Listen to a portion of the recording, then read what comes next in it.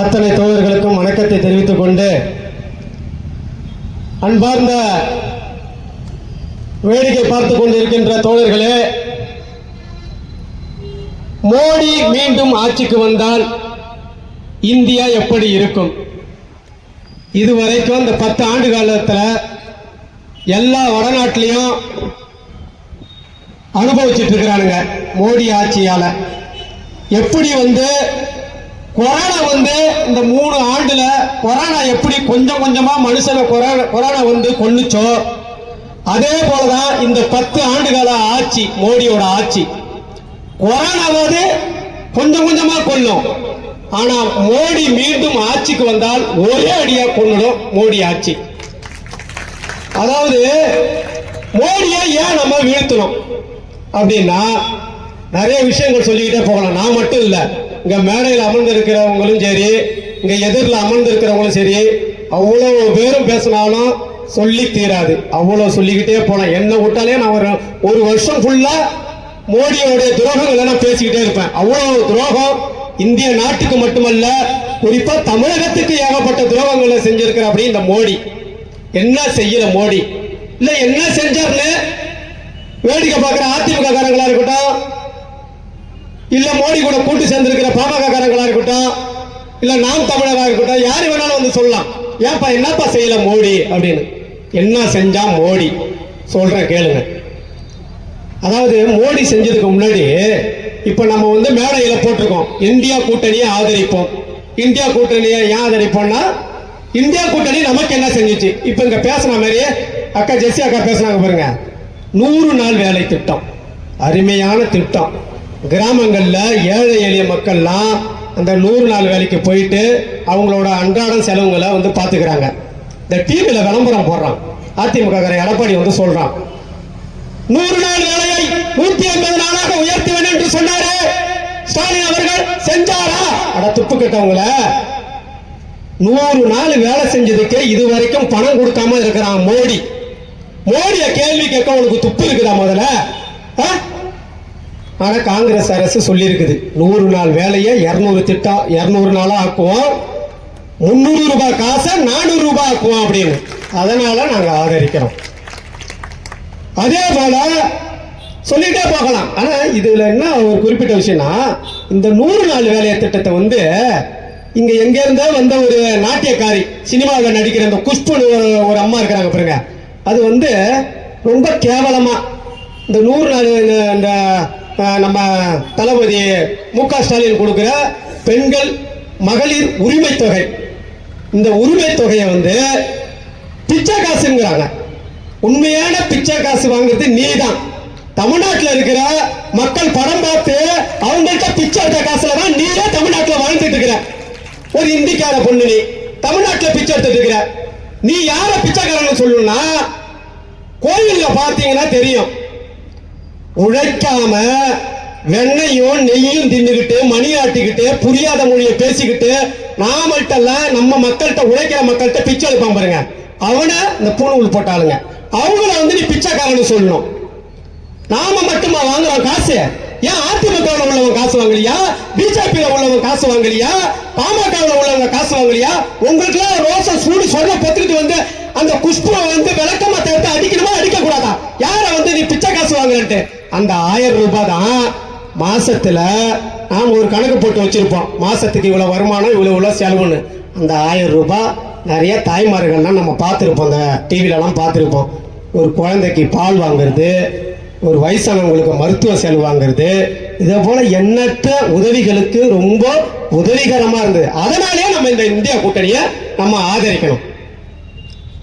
அதே போல தமிழ்நாட்டில் இந்த காஞ்சிபுரம் மாவட்டம், செங்கல்பட்டு மாவட்டம், சென்னையில பெரும் மழை வெள்ளம், ரொம்ப கொடுமையான ஒரு வார்த்தைகளால சொல்ல முடியாத அளவுக்கு சொந்த வீட்டை இழந்து குழந்தைகள் எல்லாம் இழந்து ரொம்ப அவதிக்குள்ளானாங்க அந்த மழை வெள்ளத்தில். இப்ப சமீபத்தில் வந்த மழை வெள்ளத்தில் நம்மளுடைய முதல்வர் தளபதி அவர்கள் ஒரு வீட்டுக்கு 5000 6000 அறிவிச்சாரு. யாரு கொடுக்கணும்? மத்திய அரசு கொடுக்கணும். சும்மாவா கொடுக்கிற? நாம வரி செலுத்துறோம். மற்ற மாநிலங்களை விட தமிழ்நாடு அதிகமா வரி செலுத்துறோம். ஆனா பிச்சை எடுக்காத குறையா நம் தமிழ்நாட்டு மக்களுக்காக நிவாரண உதவி கேட்டு நம்மளுடைய முதல்வர் வந்து மத்திய அரசு கிட்ட கோரிக்கை வைக்கிறாரு. வராங்க, ஹெலிகாப்டர்ல வராங்க. யாரு? இங்க ஒரு மாமி இருக்கா, ஒரு அம்மா, நிதி அமைச்சர், பேரு தான் நிதி அமைச்சர். தேர்தல் நிக்க வக்கு இல்ல, ஏன்னா அடிச்சு விரட்டுவாங்க தமிழ்நாட்டு. தேர்தல் நிக்க உனக்கு வக்கு இல்ல. கேட்டா என்ன சொல்ற? என்கிட்ட காசு இல்லைன்னு சொல்ற நீ. வந்தாங்க, வந்து என்ன பண்ணாங்க? பாதிக்கப்பட்ட பகுதியெல்லாம் ஆய்வு பண்ணாங்க. ஆய்வு பண்ணிட்டு என்ன பண்ணாங்க? டாடா பாய் பாய் அப்படிங்கிறதோட டெல்லிக்கு பறந்து போயிட்டாங்க. இடையில ஒரு சம்பவம் பண்ணாங்க. திருச்சியிலலாம் வந்து ஏதோ பார்த்துட்டு இருக்கும்போது அங்க இருக்கிற கோயில் பக்கத்துல அவனும் பாத்ரூம் போயிட்டு உச்சா போயிட்டு நாறுதான். யாருக்கு நாறுது? பார்ப்பனர்களுக்கு. அங்க மந்திரம் ஓடுற பார்ப்பனர்களுக்கு நாறுதுன்ட்டு அங்க இருக்கிற ஒரு இதுக்கெல்லாமா கலெக்டர் கூட்டு நாம வந்து நம்மளுடைய வாழ்வாதாரத்துக்கு கேட்டு நம்ம முதல்வர் வந்து கையேந்துறாரு. உனக்கு காசு கொடுக்க துப்பு இல்ல, அங்க வந்து நாத்தாடிக்கிற அதை சரி செய்யுங்க கலெக்டருக்கு உத்தரவு போட்டுட்டு டாட்டா கட்டிட்டு போகுது அந்த அம்மா. எவ்வளவு கேவலம் பார்த்து பார்த்தீங்களா பார்ப்பன புத்தி. தோழர் கூட பேசும்போது சொன்னாரு, மீண்டும் மோடி ஆட்சிக்கு வந்தானா குலக்கல்வி திட்டம் வரும்ட்டு. உண்மைதான். மீண்டும் மோடி ஆட்சிக்கு வந்தானா கண்டிப்பா இந்திய நாட்டில தமிழ்நாட்டில குலக்கல்வி திட்டம் வரும். குலக்கல்வி திட்டம் என்ன? அதான் ராஜாஜி முதலமைச்சரா இருக்கும்போது அந்த திட்டத்தை கொண்டு வந்தாரு.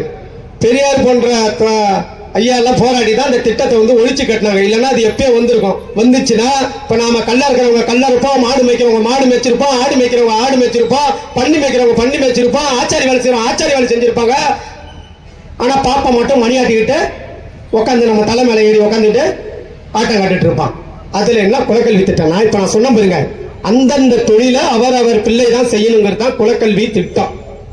நம்ம வந்து இந்த 3ஆம் வகுப்பு எத்தனாவதுன்னு தெரியல, அந்த பாடத்திட்டத்தில் பார்த்தீங்கன்னா அதுல படத்தோட இறக்கியிருப்பாங்க. இவர் புழவர் பானை செய்து கொண்டிருக்கிறார், இவர் ஆச்சாரி ஆச்சாரி வேலை செய்து கொண்டிருக்கின்றார், இவர் மாடு மேய்க்கிறவர், இவர் ஐயர் பூநூல் போட்டு உட்காந்துருப்பான் மந்திரம் ஓதுற மாதிரி. இவர் ஐயர் மிகவும் நல்லவர் வல்லவர். யாரு? எங்க ஊர்ல சங்கராச்சாரியர் பாருங்க, சங்கராமனை குலம் பண்ண பாருங்க, சங்கராச்சாரிய அவர சொல்றாங்க இவர் ரொம்ப நல்லவர், குலகாரெல்லாம் நல்லவன். காஞ்சிபுரத்திலேயே பெருமை சேர்த்தான் பாருங்க. எங்க ஊர்ல நாத்தடிச்ச ஊர்ல தேவநாதன் கேள்விப்பட்டிருப்பீங்க நினைக்கிறேன். இங்க இருக்கிறவங்க கேள்விப்பட்டிருப்பீங்க தேவநாதன். கருவறைக்குள்ள நம்மளாம் உள்ள விட மாட்டான். அதாவது ஒரு கோயிலை உருவாக்குறது நாம தான். கல்லை சுமந்து மண்ணை சுமந்து கோயில்ல கொத்தனாய் வேலை செஞ்சு கடவுளை வந்து அந்த கல்லை வந்து செதுக்கி ஒரு சிலையா உருவாக்கி அந்த கடவுளை உருவாக்குறது நாம தான். ஒடுக்கப்பட்ட மக்கள் தான், தாழ்த்தப்பட்ட மக்கள் தான். ஆனா பாப்பா என்ன பண்றான்?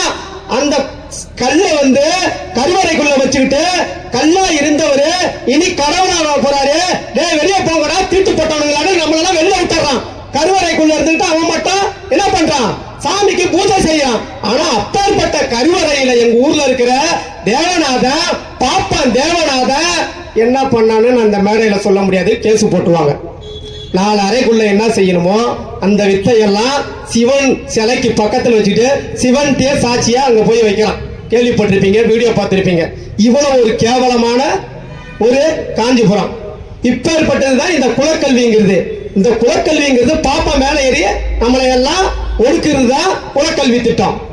அதே போல இப்ப எல்லாம் சொன்ன மாரி அழுகி போன மாம்பழம் நாங்க அக்கா நல்லா சொன்னாங்க. அந்த கட்சி பேர் வந்து உண்மையாக அந்த கட்சி பேர் எந்த கட்சிக்குமே அப்படிப்பட்ட ஒரு பேர் அமையாது.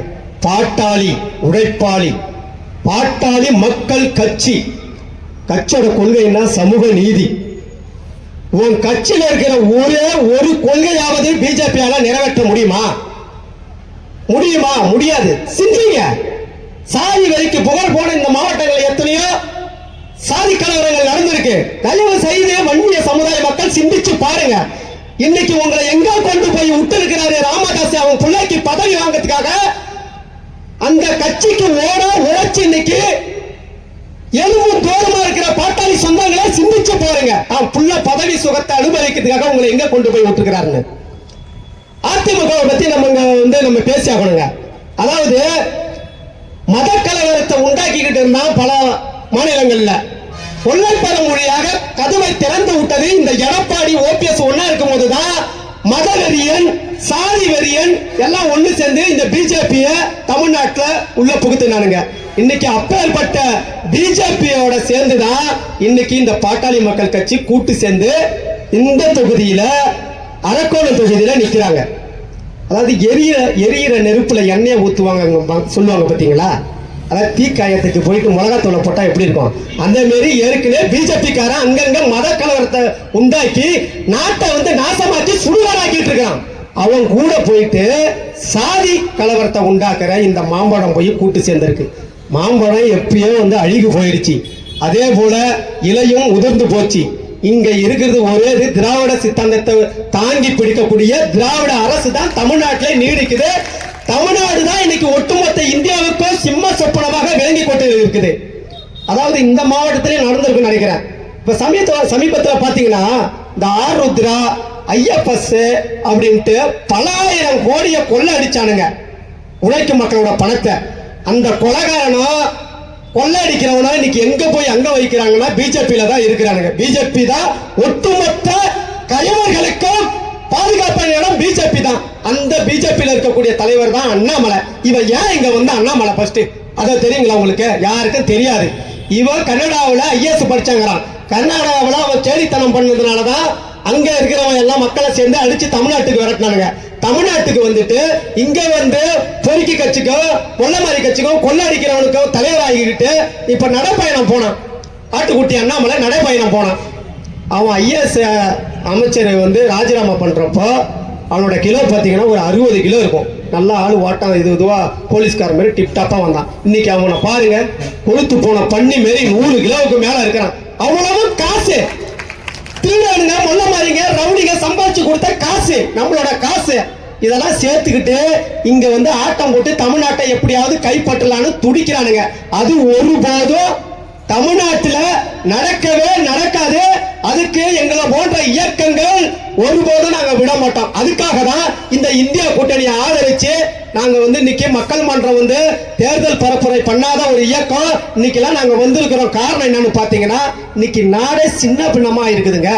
இன்னைக்கு மறுபடியும் வந்து மோடி மீண்டும் ஆட்சிக்கு வந்தானா இந்த 10 வருஷத்துல எவ்வளவு கொடுமைகளை நம்ம அனுபவிச்சோமோ அத்தனை கொடுமைகளையும் ஆட்சிக்கு வந்த 10 நாள்ல நம்மளெல்லாம் கதையை முடிச்சிருவான். அந்த பயத்துலதான் நாங்க வந்து இந்த மாதிரி வீதியில இறங்கி நாங்க வந்து பிரச்சாரம் பண்ணிக்கிட்டு இந்தியா கூட்டணி ஆதரிப்போம் நாங்க வந்து இன்னைக்கு வந்து பிரச்சாரம் பண்றோம். ஆகவே தோழர்களே, மீண்டும் மோடி ஆட்சிக்கு வந்தோம் அப்படின்னா நாங்க நோட்டீஸ்ல போட்டா இருக்கா மாதிரி நாடு இருக்காது, ஆட்சி இருக்காது. என்ன ஒரே நாடு ஒரே தேர்தல் சொல்ற ஒரு மன்னர் தான் எப்படி பாப்பா வந்து மன்னர் ஆட்சி நடத்தணும். அப்போ அதே போல மீண்டும் மோடி ஆட்சிக்கு வந்தா இந்தியாவில் இருக்கிற அரசமைப்பு சட்டத்தையே காலி பண்ணிட்டு அனைவரையும் நாம எப்படி நம்ம தாத்தம்பாதம் முப்பாட்டங்கள் எல்லாம் நம்ம பிச்சை எடுத்தோமோ அதே போல ஒரு சூழலுக்கு நம்ம பிச்சைக்கார தள்ளி விடுவா இந்த மோடி. ஆகவே மோடியை ஒழித்து கட்டுவதற்கு, பிஜேபியை ஒழித்து கட்டுவதற்கு அரக்கோணம் தொகுதியில் நிற்கக்கூடிய ஜெகத் ரட்சன் தோழருக்கு உதயசூரியன் சின்னத்தில் வாக்களித்து பெருவாரியான வாக்கு வித்தியாசத்தில் வெற்றி பெற செய்வோம். மோடியை விரட்டி அடிப்போம் என்று கூறி நன்றி பெறி விடைபெறுகிறேன். வாய்ப்புக்கு நன்றி.